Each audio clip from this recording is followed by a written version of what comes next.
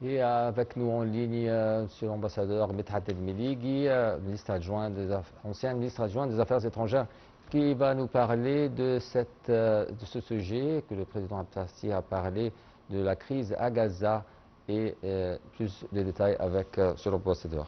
Bonsoir, Monsieur l'ambassadeur Medhat El-Mellighi. Bonsoir à vous. Alors, comment vous évaluez les déclarations du président Sisi sur la situation à Gaza et la position de l'Égypte à l'égard de cette question?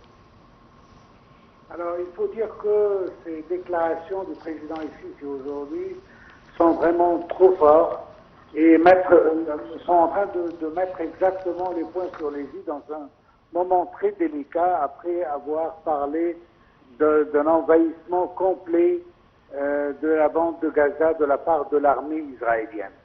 Alors, je trouve que son Excellence, je dois premièrement saluer la position ferme et claire et digne de son Excellence et sa déclaration sans équivoque que l'Égypte ne participera jamais à la liquidation de la cause palestinienne. Il a critiqué le double langage de nombreuses puissances qui prétendent défendre les droits de l'homme tout en justifiant d'une manière ou d'une autre l'agression contre Gaza. Alors, il y a devant nous, et on doit mettre encore une fois, souligner l'importance de cela, alors nous avons devant nous un soutien inconditionnel de la part de Washington, pas seulement un soutien militaire, mais aussi diplomatique et sans exigence de retenue, sans aucune ligne rouge. L'Europe aussi, de son côté, elle assiste à ce qui se passe, j'ose même dire les bras croisés, parce qu'il n'y a aucune sanction, ni embargo, rien d'autre que des communiqués honnêtement fades et des condamnations timides et des inquiétudes hypocrites même, parce qu'on trouve pas toutes ces condamnations doivent être accompagnées de sanctions, accompagnées d'étapes réelles contre l'État d'Israël, ce qui se passe là. Alors, je pense que la situation et la position de l'Europe, malgré la question de reconnaître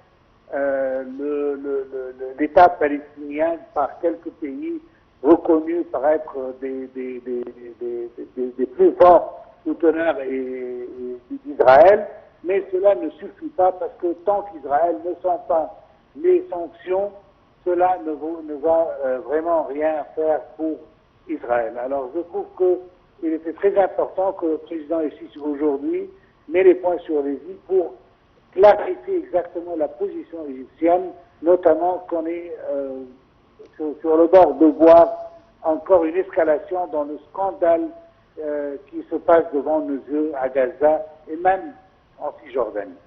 Bien sûr, sur l'ambassadeur Medhat El-Mellighi, le président Sisi a confirmé dans ses déclarations la position de l'Égypte, qu'elle n'est pas aussi responsable de cette tragédie qui se trouve actuellement dans la bande de Gaza et la famine et qui se trouve dans la bande de Gaza, et alors que les pays européens et les États-Unis sont toujours pro-Israël, et alors que l'Égypte reste avec cette position ferme. Exactement. Alors, Israël maintenant ne cache plus ses intentions. L'armée s'apprête déjà à envahir Gaza totalement, à raser tout ce qui reste, malgré le peu de choses qui restent, et à écraser toute forme de résistance dans un silence assourdissant de la communauté internationale. Ce n'est plus une guerre, c'est une opération claire de nettoyage ethnique, une politique délibérée de génocide sous couvert certainement de la sécurité d'Israël. Mais permettez-moi de dire que je trouve que le plus inquiétant, c'est que même les initiatives qui se présentent comme des initiatives diplomatiques, comme le dernier sommet de la solution à deux États, qui était organisé par la France et l'Arabie Saoudite, ont fini par un peu servir, si j'ose dire, les intérêts israéliens. On a condamné la résistance palestinienne. Exactement. En pointant du doigt le Hamas, appelant totalement à sa dissolution et à la remise de ses armes à l'autorité palestinienne, sans même exiger le retrait d'Israël de la bande de Gaza ou de la Cisjordanie, ni la fin de la colonisation ou ouverture d'un vrai processus pour aboutir à la paix, ou les deux États, le titre même de la conférence.